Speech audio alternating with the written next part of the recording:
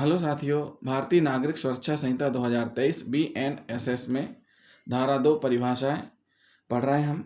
2I electronic संसूचना electronic communication के बारे में पढ़ेंगे हम।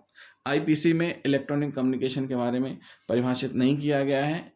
ये नई धारा है BNSS में इलेक्ट्रॉनिक कम्युनिकेशन यानी इलेक्ट्रॉनिक संसूचना। तो सबसे पहले हम दोनों को अलग अलग समझ लेते हैं, इलेक्ट्रॉनिक क्या है, कम्युनिकेशन क्या है। तो पहले पढ़ेंगे हम कम्युनिकेशन। कम्युनिकेशन का मतलब क्या होता है? संचार, संसूचना, मतलब सूचनाओं का आदान प्रदान करना। तो वो यह किसी भी माध्यम से किया जा सकता है, जैसे लेटर दे करके, मौखिक रूप से हो सकता है। लेकिन जैसे ही डेवलपमेंट हुआ है तो उसके बाद चीज़ें बदली हैं। अब हमारे पास पर्याप्त ऐसे साधन हैं इलेक्ट्रॉनिक के जिनसे हम सूचनाओं का आदान प्रदान कर सकते हैं। टेक्नोलॉजी बढ़ चुकी है, डिजिटलीकरण हो चुका है। तो आज के समय में सूचनाओं का आदान प्रदान इलेक्ट्रॉनिक से होता है। तो इलेक्ट्रॉनिक एक माध्यम है, साधन है कम्युनिकेशन करने का। मतलब इलेक्ट्रॉनिक कम्युनिकेशन, इलेक्ट्रॉनिक डिवाइस से संसूचनाओं का आदान प्रदान करना। इलेक्ट्रॉनिक संसूचना का मतलब इलेक्ट्रॉनिक साधनों के माध्यम से एक से अन्य व्यक्तियों को टेलीफोन, मोबाइल फोन, अन्य wireless telecommunication device, computer, audio video player, camera व अन्य इलेक्ट्रॉनिक डिवाइस या माध्यम जो केंद्र सरकार द्वारा विनिर्दिष्ट हो के माध्यम से सूचनाओं का आदान प्रदान करना इलेक्ट्रॉनिक कम्युनिकेशन कहलाता है। क्या कहलाता है? इलेक्ट्रॉनिक कम्युनिकेशन कहलाता है। इलेक्ट्रॉनिक कम्युनिकेशन के अंतर्गत ट्रांसफर्ड एंड ट्रांसमिशन भी आता है। क्या आता है? ट्रांसमिटेड भी आता है, ट्रांसफर्ड भी आता है।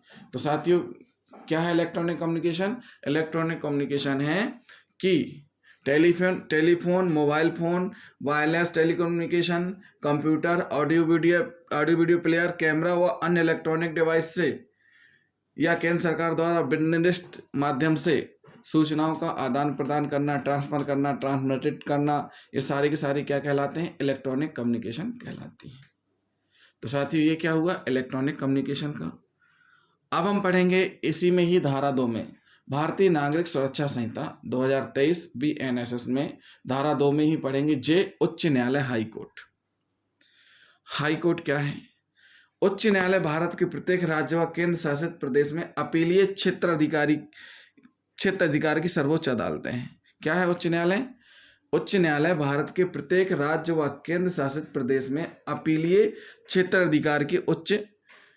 अधिकार की सर्वोच्च अदालतें हैं। क्या हैं? सर्वोच्च अदालतें हैं। प्रत्येक राज्य को न्यायिक जिले में विभाजित किया गया है, जिसकी अध्यक्षता एक जिलाधीश और एक सत्र न्यायाधीश करते हैं। दीवानी मामले की सुनवाई जिला न्यायाधीश के रूप में जाना जाता है। आपराधिक मामले में सत्र न्यायाधीश के रूप में जाना जाता है, इसलिए जिला एवं सत्र न्यायाधीश कहा जाता है। जो न्यायिक कार्रवाई है भारत की, वो किस प्रकार की है? जिले के रूप में विभाजित की गई है। हर राज्य में जिले हैं और जिले में एक जिला एवं सत्र न्यायाधीश रहते हैं, डिस्ट्रिक्ट कोर्ट रहती है। पहले वहाँ सुनवाई चलती है, उसके बाद फिर हाई कोर्ट में मामले पहुँचते हैं। कुछ कंडीशंस ऐसी होती हैं, रेट पिटीशन डायरेक्ट फाइल होती हैं, और कुछ अपीलें होती हैं जो कि कहाँ पे पहले प्रोसीडिंग होती है, विचारण कहाँ होता है? ट्रायल कोर्ट में होता है, डिस्ट्रिक्ट कोर्ट में विचारण होता है, उसके बाद फिर अपील में हाई कोर्ट आते हैं। अब जिला एवं सत्र न्यायाधीश, जो जिला न्यायाधीश कब कहलाते हैं? जब वही जज दीवानी मामलों की सुनवाई करते हैं तो उस समय वो जिला न्यायाधीश के रूप में जाने जाते हैं। जब वही न्यायाधीश महोदय आपराधिक मामलों की सुनवाई करते हैं तो सत्र न्यायाधीश के रूप में जाने जाते हैं। तो इसलिए जिला एवं सत्र न्यायाधीश कहा जाता है उनको। उच्च न्यायालय में न्यायाधीशों की नियुक्ति न्यायिक कॉलेजियम प्रक्रिया से होती है। सभी भारत के सर्वोच्च न्यायालय यानी सुप्रीम कोर्ट के निर्णय व आदेशों से बंधे हैं। जितनी भी न्यायिक प्रोसीडिंग है, चाहे हाई कोर्ट हो चाहे डिस्ट्रिक्ट कोर्ट हो, जो सुप्रीम कोर्ट की गाइडलाइन है, सुप्रीम कोर्ट के आदेश निर्देश हैं, निर्णय हैं, उनसे बंधे हुए हैं। भारत में कलकत्ता उच्च न्यायालय सबसे पुराना है। 2 जुलाई 1862 की स्थापना हुई थी। कुल 25 हाई कोर्ट्स हैं भारत में। तो साथियों, ये है क्या उच्च न्यायालय? उच्च न्यायालय अपीलीय क्षेत्राधिकार की सर्वोच्च अदालतें हैं।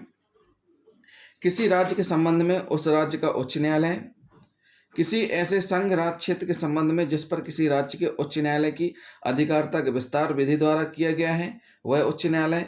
किसी अन्य संघ राज्य क्षेत्र के संबंध में भारत के उच्चतम न्यायालय से भिन्न उस राज्य क्षेत्र के लिए दांडिक अपील का सर्वोच्च न्यायालय है। तो साथियों ये क्या हुआ, उच्च न्यायालय। उच्च न्यायालय की परिभाषा हमने बता दी आपको।